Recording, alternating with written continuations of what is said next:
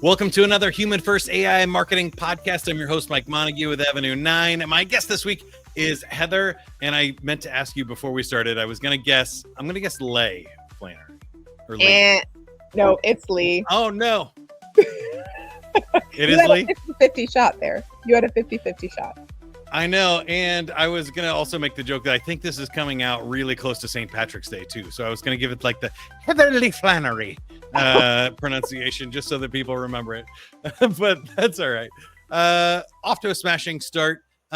You can find her at ai-mindsystems.org. She's the founder and CEO of AI Mindsystems Foundation. They're looking at innovations for humanity's health, prosperity, privacy. She's done work in blockchain. We can ask her about crypto. I'm super excited about this conversation. It could go a variety of ways. But Heather, I wanted to start first with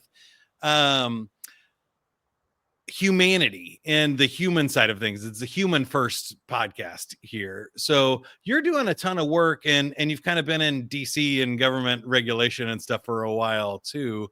Tell us a little bit about why you think the human first side of things and the humanity initiatives are crucial in this AI blockchain technology world. Yeah, thanks, Mike. And it's great to be here. I think one of the most important things to keep in mind is that it has already come to pass that proving our humanity in digital environments is non-trivial and is not standardized and is not automatable. And already right now, in the first quarter of 2025, we're in situations where we may be interacting with any number of agents and bots. The we might be our own agents and bots that also need to interact in massive new ecosystems where anything that used to be an API endpoint today can be an agent that is interacting on behalf of whatever entity it might be representing. So when we think about, from you, the person, to we, the people, as Americans, we already live in a digital first society. Our personal data, our health information, it is being persisted and stored, utilized, monetized in almost every action we take in modernity, including every breath we take, every step we take, everywhere we go. Our very humanity is now expressed in a continuous, never-ending, enlarging field of data around us, sharded across thousands of silos. There are already what I would refer to as decreasingly legal uses of personal and health information, and undoubtedly immoral and unethical uses. Whether they may remain technically legal for some short period of time, I say the writing is on the wall. The kinds of data practices that marketers and researchers around the world depend on today are going to be replaced with a different paradigm, a different regime, and it must be centered on the person, the data subject. So that person has a new role to play in society and a lot of control and empowerment to recover. Well, that's going to be a huge conversation, and I can't wait to dive into it because I see so many implications on multiple sides of this. One, I think, is the fight to keep the internet and these AI technologies open source so that there's freedom and it's not all monetized or monopolized by big, tech companies and governments that control it all. On the other side, you also have to create guardrails for safety and some tracking, especially on generative AI stuff of who owns what, made what, said what's real, what's not real, and all that kind of stuff. And then the individual side, we haven't really talked a lot about yet, but your work in the blockchain and in health and privacy is such a critical component of this, which is the personal side of things. What do we want to keep private, and how do we choose to have our own privacy or I guess just value systems in some of these wider technological systems. And I think that's going to be really hard going forward to balance all three of those things. Very challenging, especially if corporations and governments acting on the people for a range of goals, they have network boundaries, business boundaries, systems boundaries. They've got IT staffs in the thousands. They've got enormous resources, all pointing right now on how to maintain competitive differentiation and advantage in this era of AI that's moving so fast. Everyone is afraid, genuinely afraid to stop and consider the implications, because it's an existential threat to companies and governments both to wait and stop while potential competitors or adversaries are not waiting or stopping. So we are all leveraged into moving as fast as we can, and we're afraid of the consequences of not advancing and not innovating to the utmost of our ability, as expressed from every corporation and every government agency. And on the other hand, all of us know how this could go so badly awry and how difficult it would be to pull all of it back and re-implement in new systems of governance and control. We know for sure, and you mentioned this, I'm really glad that you did. Presently, there's very little economic distribution of value creation from AI outside of the largest hyperscalers and early stage AI companies that have blown up into anything that would reflect uh, individual people, families, and communities. And the idea that we can separate logically a data economy from an AI economy is silly. They are one in the same. They are completely intertwined in every dimension. And there's no possibility for an individual person to ever achieve the kind of empowerment with these incredible tools that corporations and governments can achieve unless they too are able to use those tools for their own aims, absent any conflict of interest, just as every other party is advocating for its own interests and goals. So, vitally, individual people have to graduate to an entirely new technological paradigm. And it's of the significance, like, remember, we were chatting about, 80s flashbacks, and remember how there was a time when the idea that every single human being would have their own internet address in the form of this email and whatever that meant, and how crazy that was. And at a time, and there was a number of years where the thought that every person would have their own phone number was just madness. What I'm saying is a paradigm shift along those lines, but bigger, needs to occur, where individual people have to have the technological empowerment of corporations and governments. And since corporations are already treated as people under US law, that becomes all the more important. Yeah, I have several questions here in different ways we could go.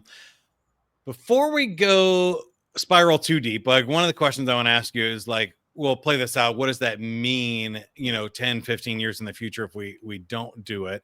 The other side is the optimism side. But before we spiral, sometimes these conversations can go pretty dark pretty fast. So before we go there is optimism, right? You mentioned the internet and email is still open source, really, and democratized, that nobody owns email, even though there are large monopolies in the space. And same thing largely with the internet.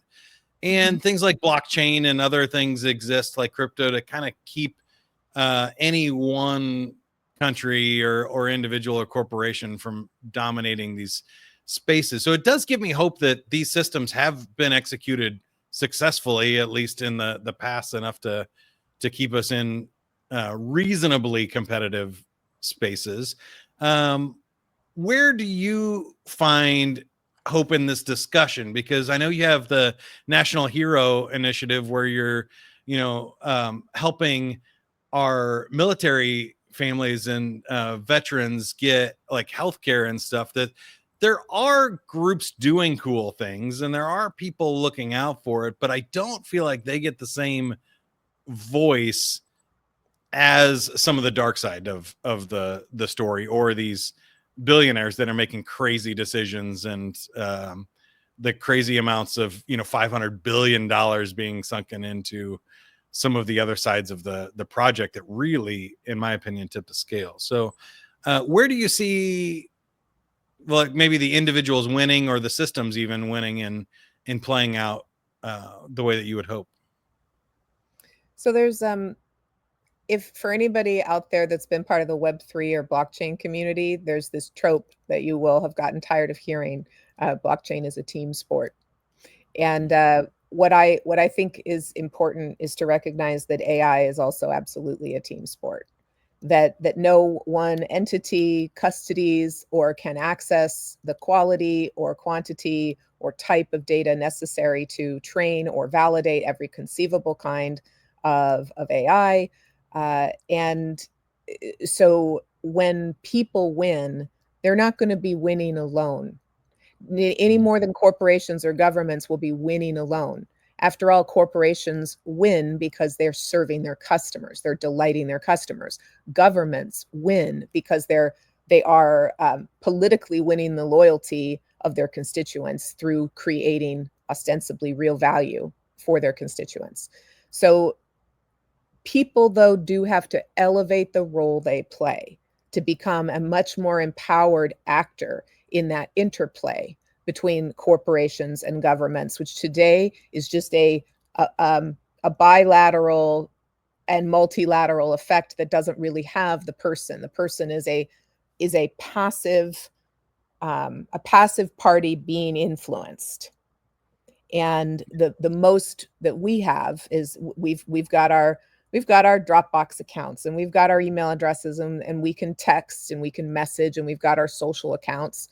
And now we've got access to some degree to free LLMs that are incredibly empowering and useful, also not entirely trustworthy. So there's a little bit of a compromise there. But for humans to win, individual people to win, they have to be able to elevate and escalate their activity relative to the activity of these other two categories. In the National Hero Initiative that you mentioned, we have a cohort of heroes that we've identified that have a significance to American society, not only for our patriotic duty to support and empower those who have served and will serve us, and potentially even to the point of making the ultimate sacrifice or being willing to lay down their lives for any of us at any moment, should the occasion arise. So we have a duty to serve those who serve us, and that's a very important driver behind the National Hero Initiative. There's another dimension to it as well, which is that our nation needs to be better prepared for emergencies such as what we saw with COVID-19, but could, in emergencies that could be quite a bit worse. And in those circumstances, our first responders have to be kept healthy and safe in order to care for the rest of us. It's like putting on your oxygen mask first if the plane's going down. Same idea. Yeah. So by empowering this cohort first, prioritizing this cohort first and empowering them, we are in turn better supporting our ability to keep those safe in emergency situations who are protecting and serving the rest of us. So it's a twofold motive. The National Hero cohort includes active duty military service members, not through a relationship with the Department of Defense, but rather with them in their community levels and all of their immediate family members, veterans and their families, and first responder labor classes in the U.S. and their immediate families, which are heavily overrepresented by veterans of the U.S. military in first responder job categories. So we are seeking to create the systems of change in proportionality of empowerment and capability, empowering that cohort first, and the emergency preparedness, resilience, recovery, resilience, response category is one important piece of it. But right now, well-being that can be not a single AI model, not one magic AI solution, but rather by creating the construct for individual people to be able to train and trust and operate their own self-sovereign AI agents and their own self-sovereign digital twin and personas of same. That is the mechanic through which radical empowerment that far exceeds any natural intelligence's ability to optimize in complexity can be achieved. And then blockchain and Web3 plays a huge role in that. And I'm excited to nerd out on that part. If you want Yeah, we'll get there in a minute. I want to zoom in on what you said there, though, and make sure that everybody understands that.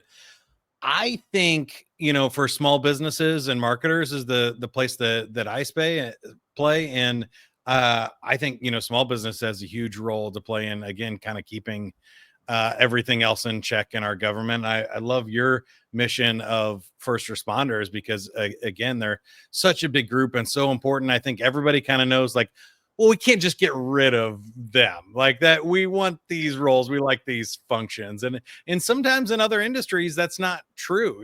People can kind of dismiss or disrupt things without, even considering the consequences. But in small business, the AI opportunity and why I jumped in with both feet and Avenue 9 is it sort of resets that playing field again. It's happened a few times throughout our lifetimes, even I feel like, but just like the internet kind of reset and e-commerce took us globally, this AI, if we get it into the hands of individuals or small groups of people, can really allow them to compete and have a outsized voice or power compared to some of these larger entities. And especially with like an open AI project, everybody gets access to the same information, the same, artificial intelligence.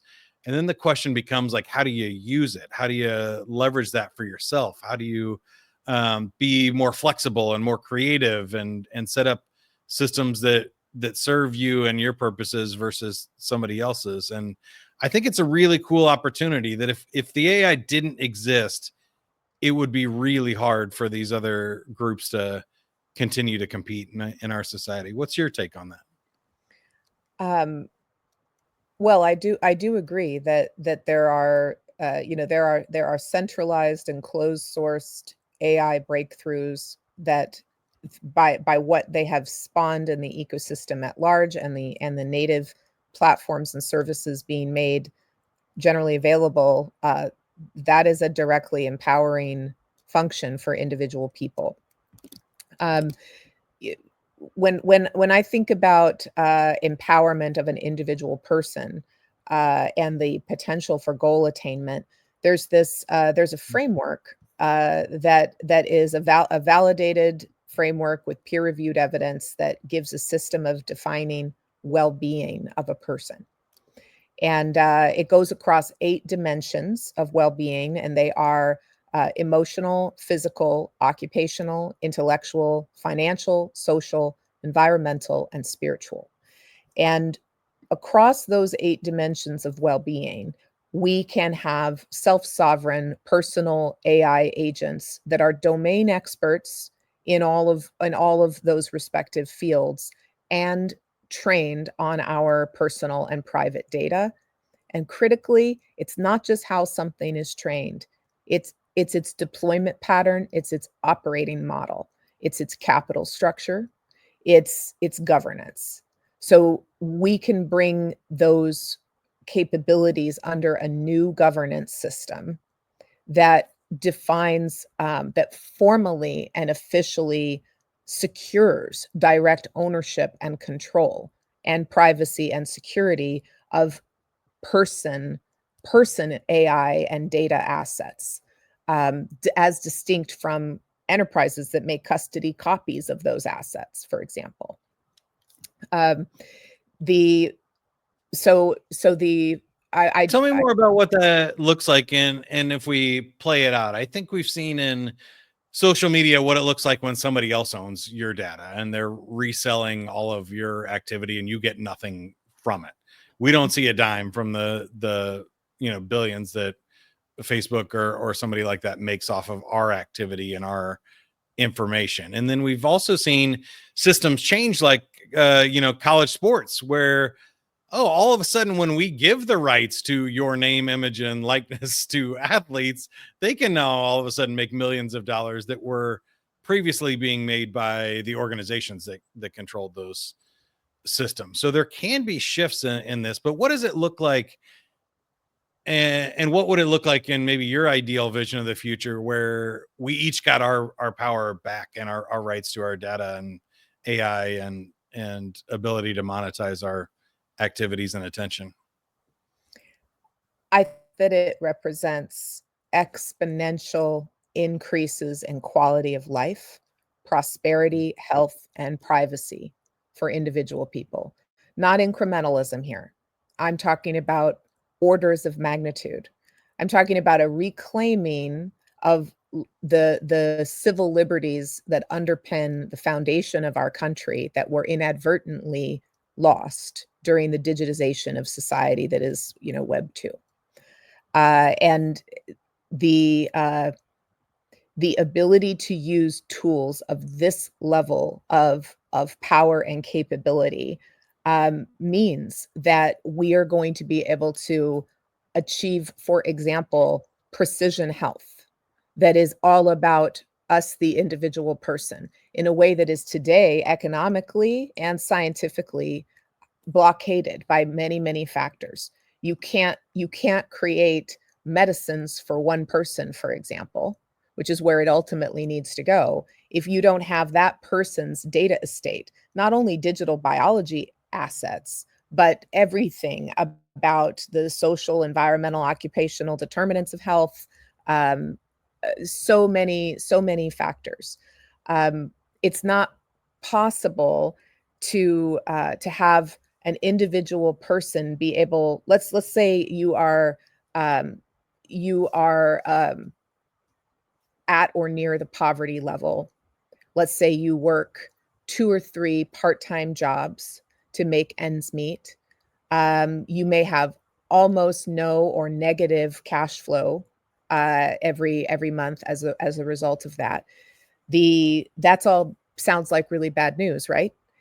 There's a piece of good news where we have an extraordinary set of social safety net programs publicly funded here in the US. We also are the most generous nation on earth with incredible philanthropic resources, from large philanthropies to community-based organizations and individual Americans who give and try to help their fellow members of their community. Nevertheless, people here in the US drown in that sea of goodwill, and United States veterans are a tremendous example of that, where there is so much focus and resourcing going to matters related to veterans from both the public and private sector. Yet a horrifying number of veterans are still committing suicide every single day. And that's an example of drowning in a sea of goodwill, which is Mm. from an essay authored by Colonel David Sutherland, U.S. Army retired, that inspired me greatly and my colleagues to create the National Hero Initiative, because the resources are there, but they cannot be orchestrated or integrated. And Mm.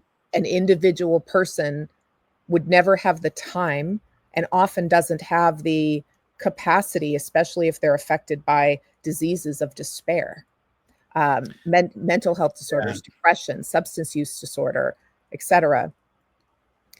Using these tools, you could in fact figure out every public sector and every philanthropic sector resource that could aid you in keeping a roof over your head next month. And that's the kind of thing that we can make possible, and intend to under National Hero. That's a cool idea. That an AI agent working on your behalf can fill out these requests for help, and a lot of times that's the hardest part of getting help is proving that you qualify and going through all these hurdles, and especially when you're starving, depressed, or otherwise incapacitated. That's a really interesting concept. I like that. Again, if you want to learn more about that cause or donate, go to ai-mindsystems.org. It's right on the homepage there, the National Hero Initiative. Intel and others have a case study with you there, and you're doing some really good work there in DC. So that's fun. And before we get too far along, I wanted to ask you maybe what you think the opposite is. So I told you I was going to delay the doom and despair side, but if we don't take action or these things don't go the way that we would expect, and governments and or big companies are the only ones that control the AI, and they own all of the data and influences and impact, what does the opposite of the optimistic future look like? Or what are the downsides and risks for individuals, I guess? Yes, they're significant. In the event that a degree of empowerment that is on par or roughly in parity with enterprises and governments cannot be realized by an individual person, there's already an enormous power asymmetry. But it will be as if corporations and governments have the powers of gods, and we are mere mortals. And when you consider that already any executive in any well-resourced organization right now today already is able to have fine-tuned, specialized AI models across every discipline of any importance to that business, trained on their private information and serving up not only isolated guidance, but interacting with one another to orchestrate and integrate across many different disciplines and fields of knowledge and serve up incredibly optimized scenarios and programs and decision guidance. Now, it's going to get much better than that, but that's already there right now, this moment. And the degree of effectiveness, efficiency, and ability to execute with diminishing labor demands, not increasing labor demands. Whereas an individual person's life will still have every piece of manual tedium and every element of opening things that arrive at your door that are pieces of wood pulp that someone printed something on, and then you have to call a phone number or do something. Right. That's what individual people's lives consist of. And the speed of commerce and the speed of decision making is already moving past individual humans' ability to track with and comprehend. Yeah, I think it has for a while. So maybe the way I would do it, and I'm kind of showing my cards here, but I think Facebook and the social media is a great example, and TikTok and stuff, where they know more about you and driving human behavior, and they have the best scientists in the world and tens of thousands of programmers with billions of dollars at their assets. They can program the phone to keep you addicted to it more than you can resist it. They just kind of have it's a weighted game. It's worse than a casino, right? That you're like, we know the house is gonna win in this scenario, and we've been seeing it for the last decades. And I'm optimistic that there's been some pushback on that. I mean, I changed the settings on my phone and did a digital detox and everything, and it's in black and white, and all the alerts and dings and stuff are turned off. But I don't think the majority of Americans live that way. And I think that if you add AI and super intelligence on top of all of those resources, you just see those scales getting tipped even more. Is that a fair way to say it? Absolutely. And there's already, we have populations with generations of broken institutional trust already in place. Trust in the media from the full political spectrum is at an all-time low. And we are now in a situation where, what happened with H.G. Wells and the War of the Worlds could happen again right now. And I am an expert. I mean, no one should call themselves an expert in this field that moves fast. But I mean, it's all I do, right? It's all I do Right. is think about these problems and work on them. And if that were to happen today, if there were a bunch of announcements about exactly what was going on with War of the Worlds, I would be extremely hard pressed to know whether it was real or not. And I'm not alone. Yeah. So the effect of being able to gaslight entire populations, for them to be manipulated without even knowing they were vulnerable in the first place, for there to be increasing culture wars where factions and segments are being manipulated in an automated, free, and extremely efficient and highly scientifically targeted way. You can imagine civil wars.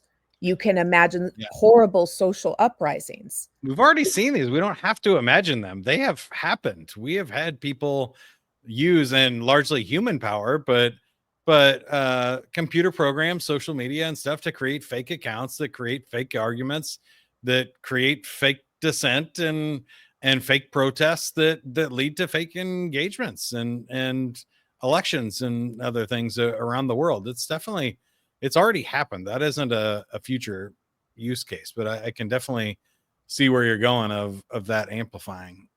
Wait, you think about a standard practice in marketing of A/B testing, different headlines, themes, etc. That process running in every conceivable communications element at near light speed, and continuously optimizing all the time with increasingly narrow segmentation and specificity.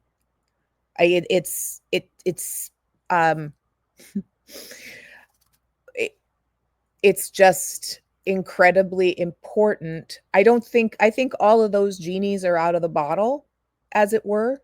We need to implement good governance to the best of our ability, but that can't be stopped. What must happen is a corresponding renaissance of the power of the individual, and being brought up to equivalency, so that a person is not simply naked in the wilderness fighting, space robots from the future. Because that's the delta we're talking about here. So normally I do end with that question. I feel like we've already covered it, like which sci-fi movie are you most likely to see us end up in 30 years from now? Terminator, Matrix, Star Wars, or Star Trek is the optimistic one, or any others of your favorite. Do you have a quick short answer? Because I do want to ask you one more question after this. I'm a big Star Wars fan, and I'm an even bigger fan of Dune. And when I read Frank Herbert's Dune books as a kid, they changed the whole course of my life, and informed the rest of my future.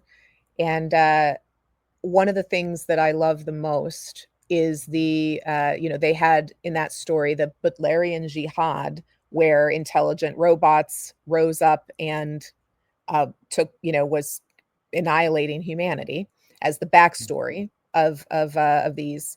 And what happened in response was a non-digital radical humanism, where the Mm. potential of human beings was actually far exceeds what we think it is.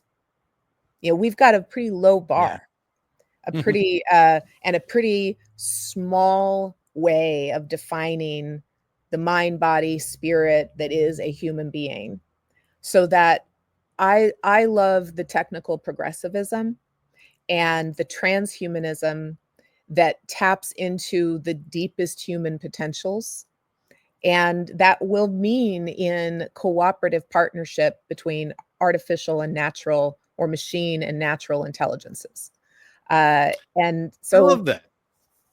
That's a great answer. If I had to guess, I haven't given mine yet. I would prefer something like Star Trek: The Next Generation, where we've kind of figured out some harmonious ways to behave in the universe. My best guess would probably be Back to the Future 2. It was set 10 years ago, but feels like a lot of commercialism, a lot of ridiculous gadgets, and some cool things along the way that kind of mixes into a big mess of well, commercialism. to be clear, I'm not, for those that are fans of Dune and know the story well, I am not suggesting that that's the outcome that I want or think is going to happen. I just love that dimension of radical exponential empowerment of individual human beings. Yeah. I love that. And I love how nerdy the last 3 minutes of this conversation has been. So I have one last question for you, which we didn't quite get to, which was the crypto angle on all of this, because it is sort of an interesting exit ramp for all of the stuff that we've been talking about here. That it's decentralized, secure, non-government owned way of securing information, money, other platforms, and if we could set up AI in some sort of these, that it's uh seems to me a very interesting exit ramp for us. You've spent a long time in crypto, and you did had to say you were an expert because I didn't say it, but I mean, you've worked for Microsoft, you've done big things in this space for a long time, and lobbying and looking at the futures and regulations and stuff. What about crypto is so exciting for you, and give us maybe the short um 3 5 minute version of why you think that's an interesting tool in this fight that we've been talking about here so far. Well, it's, to me, absolutely critical path to the achievement of all we've been describing. Um, as a metaphor, AI models, regardless of within what boundaries they're deployed or how they're operated, um, have only the same level of security and trust guarantees that are associated with any software application. They're nothing just but another executable out there. They have nothing about their operation, their decision making, their control is any different than some executable on your hard drive that lets you take a screen cap or whatever. It's just another piece of software. And that isn't good enough for what AI actually is, not by an order of magnitude. The We must have systems of trust, validation, and assurance of a whole sweeping constellations of actions, decisions, uh, choices, etc. And blockchain and Web3 and that family of technologies is really the only way to achieve that, including not just for individual people, but for corporations and governments as well. And this is a family of technologies of equivalent significance, regardless of sector.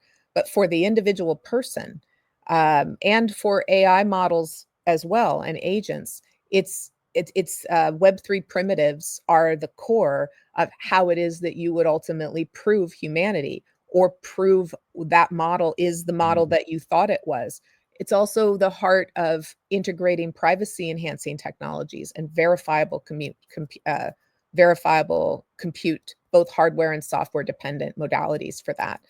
And then when you consider the speed of commerce and the speed of collaboration and decision making available in a massively agentic ecosystem, and you think about what transactions consist of, if those transactions are happening in models that are settling out to fiat currency and transacting the old-fashioned way, it would grind some of the greatest potentials for good to an absolute halt, and it would be the rate limiting factor of the speed of the growth of an economy and the speed of the growth of businesses.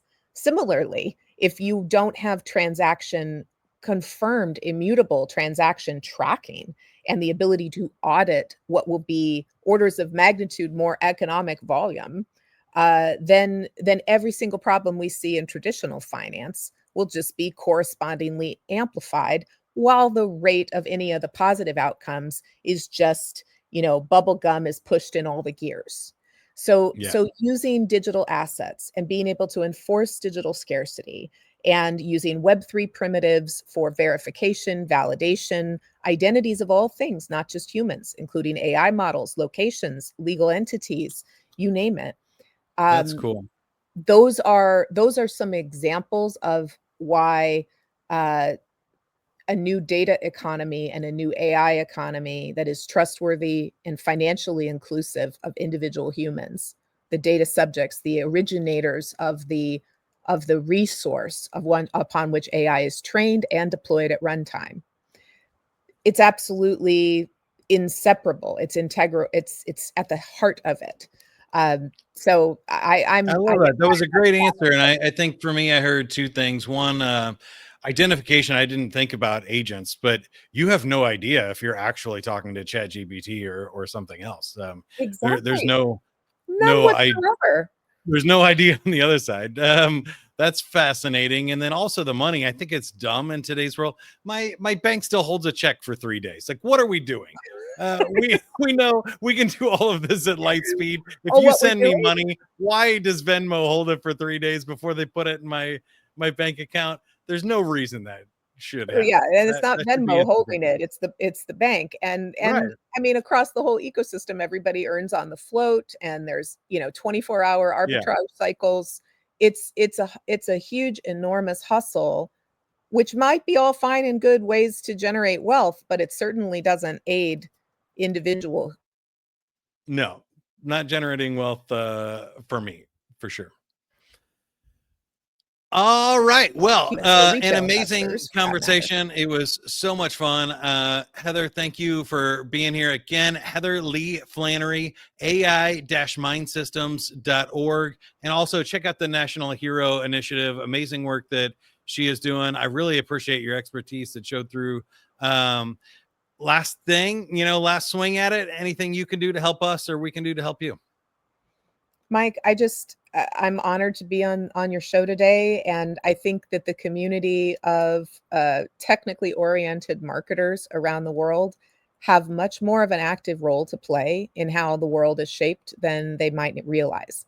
And I think just encouraging marketing professionals around the world to entertain new ways, new options, and consider a different paradigm where personal data is inseparable from personhood.